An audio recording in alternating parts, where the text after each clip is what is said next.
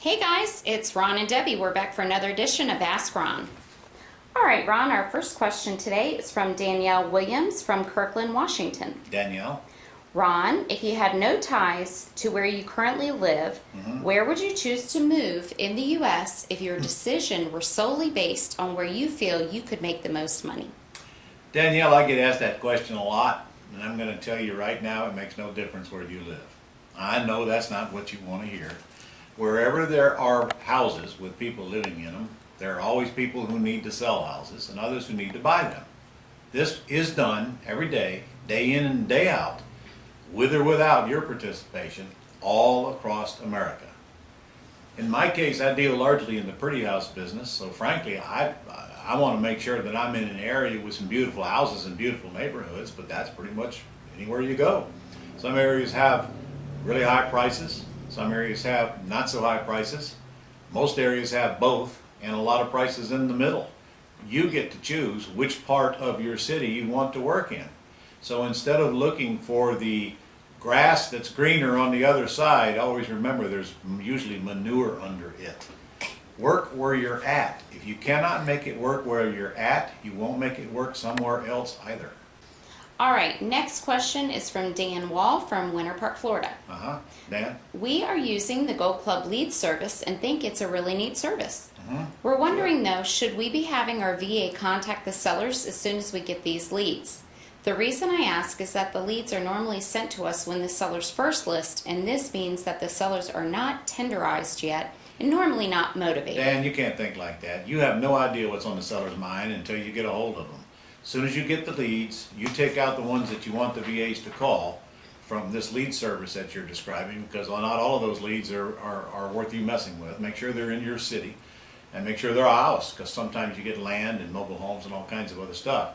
Pick out the ones that you want. I just simply take the list, put an X out beside the ones I want my VA to call, go to the top and change the inbound email address to my VA's email address, and then press send. And then I program my VA to call the ones with the X's out on the side of the information. So I don't even have to type anything except the X's. Have them call them all. They're like any other lead source. You have no idea what you're dealing with until somebody contacts the seller. Okay, all right, our next question is Shamil Matthias from Brooklyn, New York. Hello, Shamil. Hi Ron, I'm living in the Williamsburg area in New York City. Real estate is very hot in my area. A 2-bedroom condo could go for over $1 million, and there are many buyers and sellers. Will I be able to have a terms business here? You'll be able to have a terms business there, but you're going to have to work harder to get sellers who will give you terms, and don't assume they're not there, because they are, but think what it's like when you're on the selling side of that now. If the market is that hot, which it is all over the country in many of your larger metropolitan areas, and pockets of them that is, then you control that selling process and you add terms to that when you're selling, and you get to raise that price 10, 15, even 20% higher than you're ever going to get selling it for cash, even in a hot market. If you are working dead center of that extremely hot market, then why don't you get outside of it a little bit where it's not so hot and work on leads outside of the area. And honestly, your area is really no different than a lot of other areas in that regard. In fact, we have the same thing here in Jacksonville. There's some areas of town that are much harder to get deals in than others.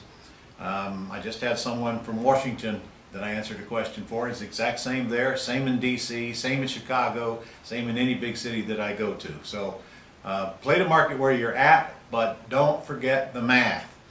The problem is when we're calling sellers and the majority of them say no, they're not interested in terms, pretty soon we get convinced that nobody wants terms. And I can tell you, nothing is further from the truth. We have a VA service here. We make 25,000 calls a month. We know our math. We get the reports. And to this very day, over 30% of all the sellers who we get on the telephone say yes, they would consider a lease purchase, owner option, or owner financing, or selling it for what they owe. That's 30% of the total. Now, no, they're not all deals. They have to be screened as well. But that number hasn't changed in the last year or two. It's always about that number. Month in and month out, I get the same report. And that tells me that there always will be an ample supply of FSBOs out there who own houses that can't or won't list with a realtor or have and for some reason didn't get it sold or don't want to. So play the numbers. And I'll also tell you, the more of these conversations that you have with these unmotivated sellers, the more likely they're going to talk you out of it and convince you there aren't any. There is not a city in America where there aren't people who own homes that will not sell on terms. I think you cleared that one up. Did I make my point? I think All you right. made your point. Okay. Okay, next is from Yvonne Mitchell from Gray, Louisiana. Okay, Yvonne. I'm just starting out and I have a couple of things I'm not sure about. How would I go about filing taxes once I make my deal? How can I bring my credit score up based on using the income I make on investing? And would it be best if I just put most of the profit in an IRA? Wow, that's a fistful of questions.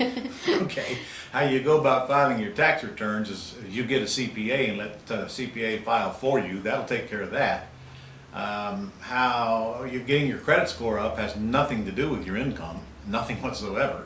Go to screenthetenant.com and get Paul Ritter to get your credit score up. For $99 a month for 6 months, he'll have your credit score raised 60 to 100 points within 7 or 8 months. So that'll take care of that. And as far as your IRA, yes, of course, you should do as many deals as you can in your IRA unless you like paying taxes. Now look, somebody's got to pay taxes, so if you want to keep paying them, go ahead. We all appreciate it. But it is your duty as an American citizen to lower your taxes to as much as possible legally, and the IRA is still the best tool that we've been given to make that happen. Have a Roth IRA, you'll pay no taxes on all the deals that you do. All right, next is from Keith Yedinak from Berlin, Wisconsin. Hey, Keith. I just got off the phone with my lawyers, and they said that what I was trying to do with the warranty deed to trustee isn't used in Wisconsin, only in Illinois. I should use their state form, and when I asked where to put the trustee, they come back with the same line, not being able to use it in Wisconsin. They kept saying that the trustee and grantee could be the same person. Do they have to be different people? And when I go down to the Register of Deeds, they say I have to e-file and it only shows that it has the grantor and grantee. Is there anywhere I can get the information so the lawyers understand what I'm talking about? I probably should contact my several thousand Wisconsin clients that are doing it and tell them they shouldn't be doing it. Or perhaps you could go somebody who could give you the right answers because you're not getting the right answers. Listen, the actual document that you use to transfer into a trust, I could care less about. Use whatever document they want you to use. I don't care. I don't care if you use a regular warranty deed as long as you put the trustee's name on the deed. As far as the trustee and the beneficial interest being the same, absolutely not. In Wisconsin or any other state, if those are the same, you do not have a trust. So I'm telling you, that's not good advice. As for the logistics of it, you're going to have to find somebody that is more user-friendly, and that means an attorney who works with investors on a regular basis and continue asking questions until you get the right answers. When you find the right attorney, he's going to laugh at what you just told me because actually, well, it's because it's normal, honestly. Look, the only real problem with land trust is ignorance in the marketplace. We have to keep explaining it to people who have no idea what they're talking about. And by the way, are you referring to it as a grantor revocable trust? Make sure we're even talking about the same trust.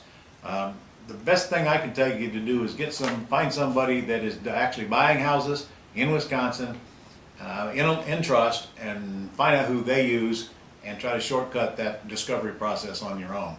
I don't think you told me what city you're in, but if you're... Berlin. Oh, Berlin, that's right. I don't know where Berlin is at, but I work with a Wisconsin group in Milwaukee. If you're anywhere near there, you should go to your local RIA and see if you can get your answer from there. In fact, your guide there would be Eric. Go see Eric in Milwaukee and see if he can help you. All right, Ron, that's all we have this week. See you next week. Go get some deals done.